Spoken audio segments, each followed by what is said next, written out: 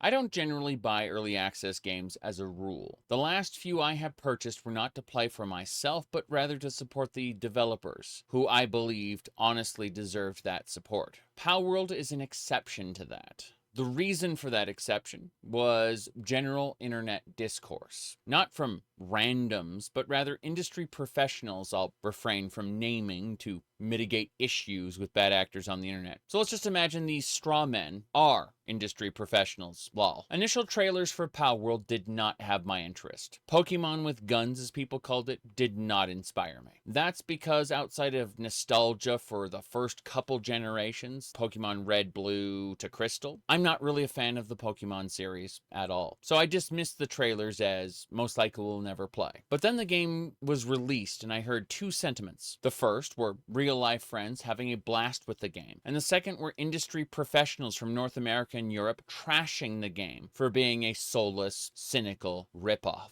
There was also a third level of discourse by the general social media space, not industry professionals, mind you, just random people, firstly making unsubstantiated claims of AI use. That's not to say there isn't AI anywhere in the game's development pipeline, but there just isn't any proof of it. But there's no proof that this video you're watching right now isn't made by AI either. You don't know. After all, I have that AI voice mod for Morrowind, right? All bets are off.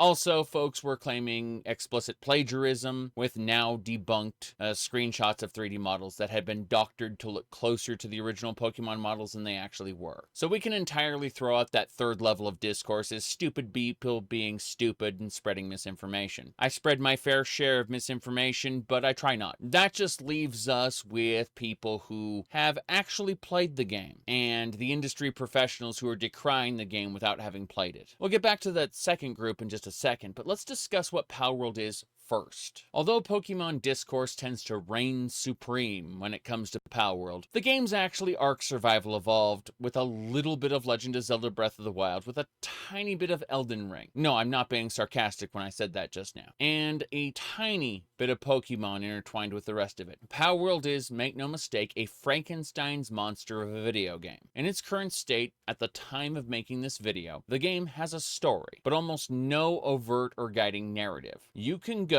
a la Dark Souls and speak to various NPCs and find items to give you context about the world you live in, but there is nothing stopping you from simply defeating the bosses without any prompting or context. Your character starts shipwrecked on an island, surrounded by mists. You find a mysterious artifact known as a PAL deck, which is just a tablet that conceptualizes your menu interface. The PAL deck tells you to conquer the towers. From there, speaking to NPCs and finding lorebook entries will paint a picture of several factions: criminal, religious, military, police, and civilians, all struggling to survive on an island filled with man-eating creatures known as pals. The word pal in this universe has very little relation to its English meaning of friend. You are expected to gather wood, stone, create a base, craft armor, weapons, tools required for survival, and then begin capturing pals. Starting at the mundane things like chickens and sheep, you will quickly receive meat and berries, as well as workers to build things at your base. Minus the pal monsters working at your base to build things, this is no doubt the rest of the base building, Ark Survival Evolved. A game I've watched friends play, but declined to play myself mostly due to its early access status. Later, after it released, it was quite frankly forgotten about by my friend group. I've let a dozen or more early access survival crafting games pass without picking them up or playing them. So it really was the mess of online discourse that gave me pause to actually try this one. And I'm glad I did. Been tremendous fun. That said, the industry professionals who pointed at this game and said that it looked like garbage aren't technically wrong. The game lacks what I refer to as artistic cohesion. The world has higher quality textures and a level of detail than that of the world's inhabitants. Some of the locations look like barely legally distinct copies of content in Elden Ring, such as the Church of Marika or the Everjails. While I repeatedly say that for me personally, graphics are the lowest level of consideration I put forth when deciding whether to play a game or not, I come from the era of text-based MMOs. Therefore, a pixel art platformer is as good as a hyper-realistic 3D VR game for me.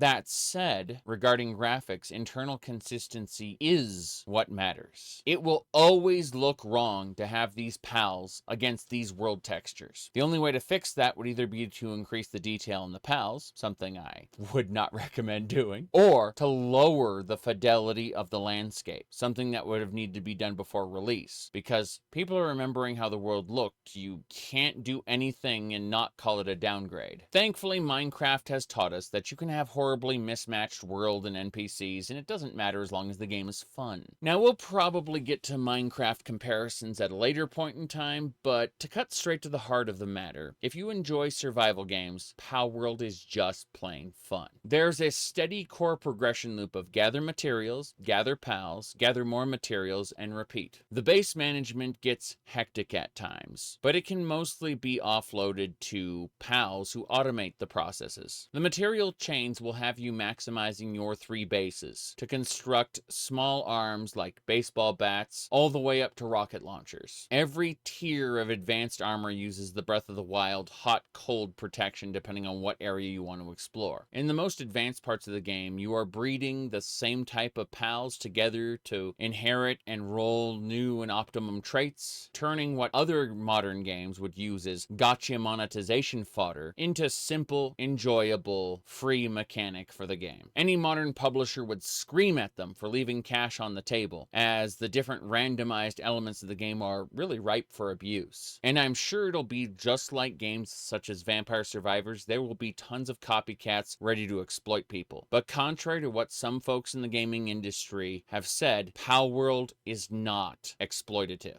Palworld is in the purest sense. Let's make a game that we would like to play, a la throwing every mechanic we like and we think other people would like at the wall and see what sticks. More importantly, unlike games such as Starfield, I know, different genre, but I talked about it recently, so why not? Unlike Starfield, there aren't a whole lot of orphaned systems. Last time I talked about orphaned systems was with Warframe. An orphaned system is a set of content or gameplay loop that then fails to meaningfully connect to other parts of the game. In theory, everything about a video game should feed into every other aspect of that game. When something exists for no reason, without meaningfully interacting with other elements of the loop, but rather falling into a sub-loop of its own that randomly exists for no reason, that's generally considered bad game design. Josh Strife Hayes referred to it rather vigorously as parasitic design, and while most orphan systems are parasitic, sometimes they're just rushed and incomplete, or in other times, they're part of what was going to meaningfully connect to another system which was dropped,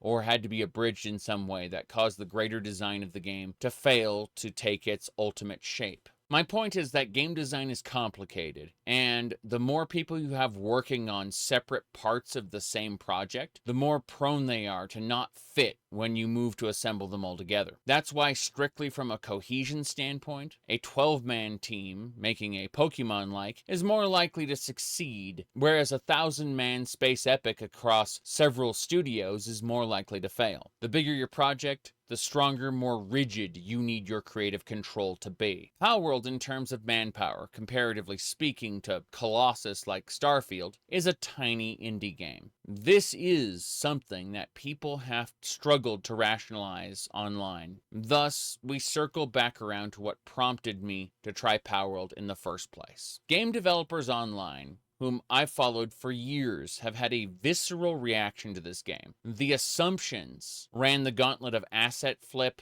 cynical trash designed to push units, and more. Accusations aplenty when a game comes out is nothing new, and wouldn't have moved me to act had these been random people online. But these people making accusations were game developers known to me. So let's discuss. Firstly, Palworld is not an asset flip, as much as it lacks artistic cohesion. Whether this game uses pre-built or purpose-built assets is mostly irrelevant, as big, successful, unique games use pre-made assets. That's just a fact. the less people working on a game, the more likely that any cracks in the talent get filled with pre-made or outsourced assets. That's just normal. What makes a game an asset flip or not is not its presentation, but rather its substance and tuning. The game Palworld contains a rather elaborate core gameplay loop, with a series of smaller loops that keep the player busy interacting with tertiary systems that all feed back into the primary goal of the game. So as much as someone may be disinterested in the substance of the game, that substance exists in a finely tuned series of systems. It is not a flip.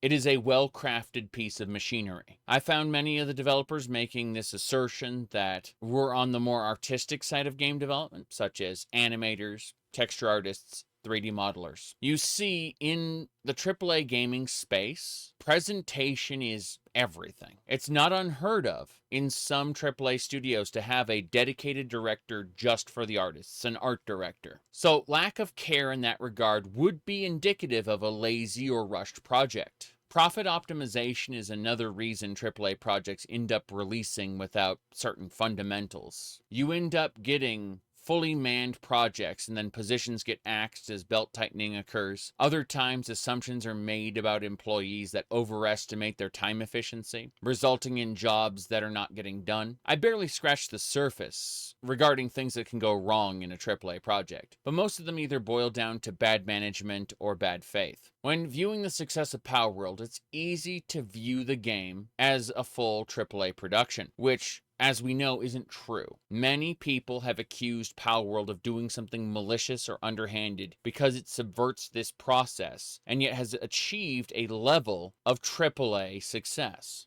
The thing is that if a company actually knew how to make this level of success off of such a small level of financial input, they would have done it already. This is why billions of copycats follow each major successful game. Usually the first best copycat explodes into popularity, but after that, subsequent copycats fail to fill or improve on the niche and languish as a result, as financial failures. World of Warcraft copied EverQuest in a more casual and accessible manner. And in doing so, it ruined virtually all MMORPGs to come afterward. An army of copycats manifested attempting to become the best World of Warcraft killer app. Some, like Elder Scrolls Online, would distinguish themselves in their own niches, but most World of Warcraft clones would be doomed to be shut down, sooner rather than later. Blizzard Entertainment did not expect World of Warcraft to be a breakaway success. They designed the game to operate with a minimum player count of 1,000 players. They saw EverQuest and said, let's casualize it, let's make it more accessible, and it turns out that's exactly what an EverQuest-like needed to reach explosive popularity. Millions bought it. So many people played it on release that the servers were virtually unplayable until emergency maintenance massively expanded the server infrastructure. Investors can't see World of Warcraft's success and be satisfied with anything less than that kind of success. And so every MMO became a prospective WoW killer. Another high-profile game to follow this trend would be Minecraft. A fairly mundane copy of more elaborate games like Infiniminer dropped the more focused core gameplay loop in favor of an open-world sandbox, and that's exactly what it needed to become a hit of unprecedented levels of success. Minecraft managed to do the impossible and dethrone physical world Lego blocks as the de facto creative toy for children. And that's why, despite liking Minecraft a lot, I always feel slightly uncomfortable making content in that space. What I'm trying to say is there's no way that either of these creators knew that their game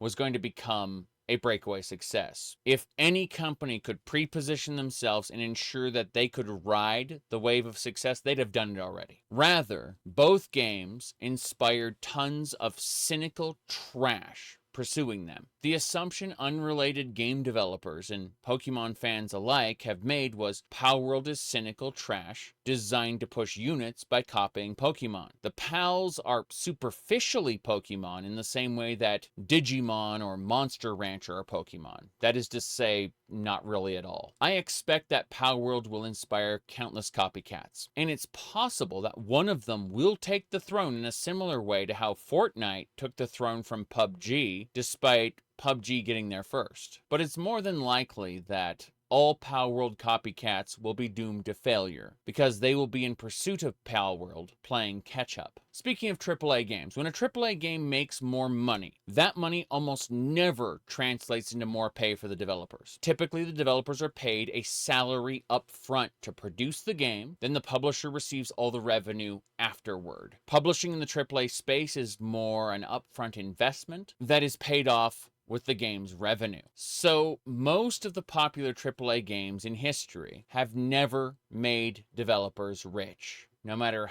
how explosively popular they were. An exception would be Minecraft, which, due to its current association with Microsoft, people forget was an indie game. You see, most indie games, you are most often directly supporting the lead developer by buying the game. This isn't universally true. There are sometimes publisher deals, things like that. However, in the case of Palworld, the company Pocket Pair is a tiny company, and based on their ambitions to update the game, it looks like the salaries of those developers will be paid for the foreseeable future to make updates. As opposed to less successful games like Craftopia, Pocket Pair seems rather ambitious about updating Palworld, and I don't doubt that the game will have a level of relevance beyond that of other survival crafting games like it, such as Valheim. So let's discuss the core gameplay loop of Palworld. The first NPC you meet in single player tells you that this island is a living hell, and that their friends were all eaten by pals. The mission UI will pop up and guide you through the minimum steps of viewing the game's manual, but otherwise you'll just punch rocks and trees to get materials to make a pal box so that you can capture pals. The game rewards you with materials and experience every time you capture a pal, with an experience bonus for the first 10 pals of each type that you catch. The experience bonus is quite large and appears to scale with your level more or less, meaning that you are encouraged to capture 10 of every pal in the game, always getting you to visit new areas. As you level up, your tech tree expands and you get access to more tech points. Ark Survival Evolved works. As you get new crafting benches, you'll need new specialized pals to man these stations. As you get more of your base, you will need more pals to accommodate it. These newer crafting stations, you'll get stronger weapons and armor until you need new materials. Then you'll need to explore further out to get those new materials. This in turn exposes you to more pals to run your base more efficiently while you're gone. In short, the game has several layers of progression stacked upon each other based on exploring the island. There are also world bosses, Everjails from Elden Ring, and dungeons, all of which will give you ancient technology parts, a currency that will help you create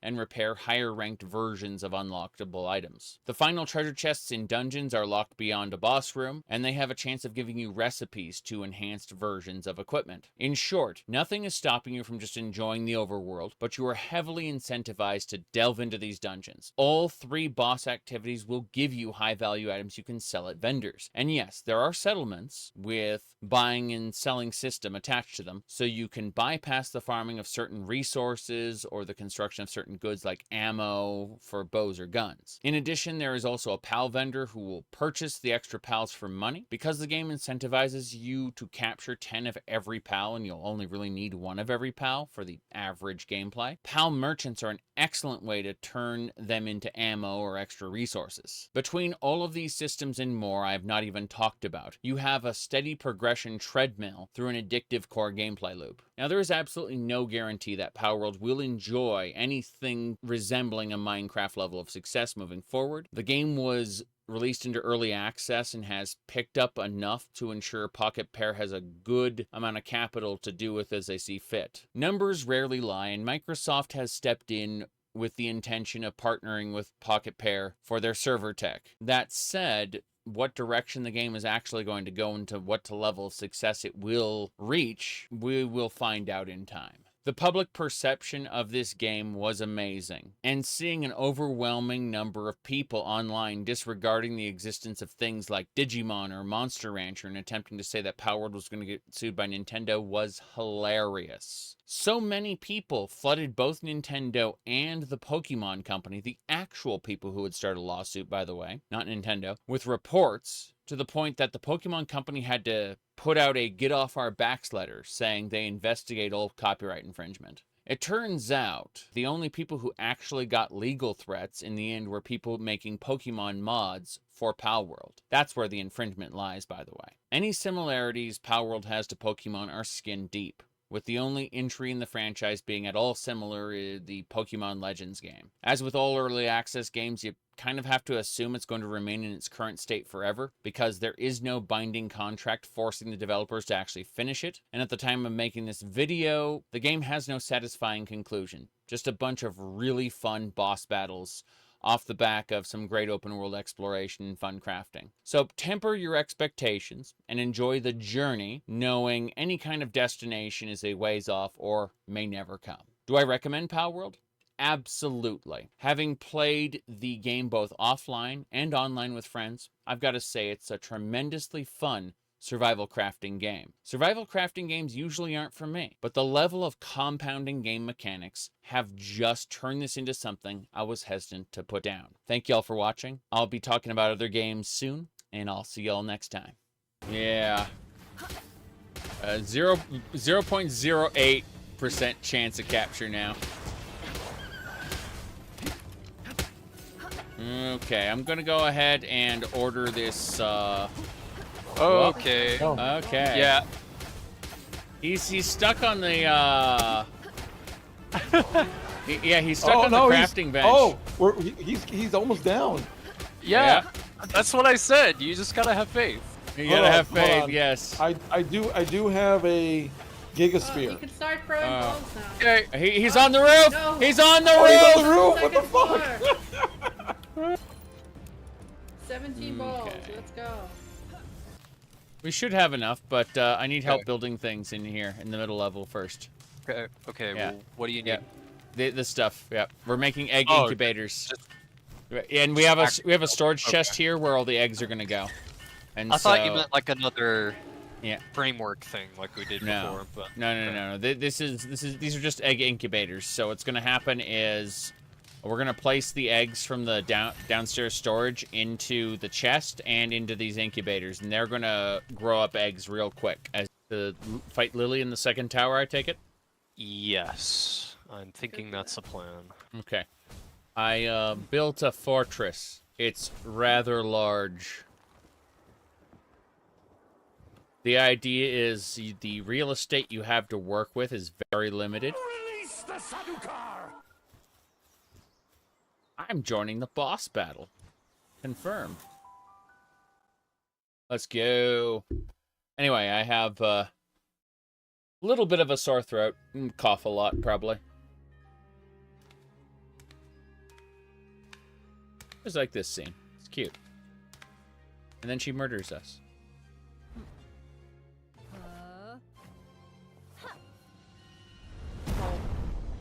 It's hard to believe that she's a Like it's made of psychopath. rock. There she is. Yes. This screen is like Borderlands, or is it just me? It is. Yeah, it is absolutely. Yeah, Borderlands. that is Borderlands. Like literally Borderlands. Yes. It is. It is. So, I've never played Borderlands 3. Okay. I know we played 1 and 2 together. But We did do 1 and 2 together. yeah.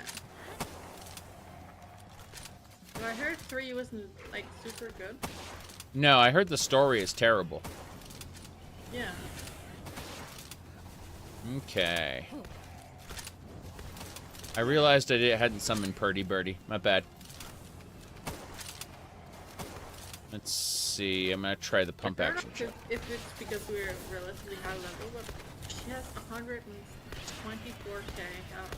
Yes, she does. It's fine. Shotguns and fire will fix that problem. Shotguns and fire, yes. Yes. Oh, my. But yeah. The fact that she didn't break my shield instantly is proof that we're overgeared.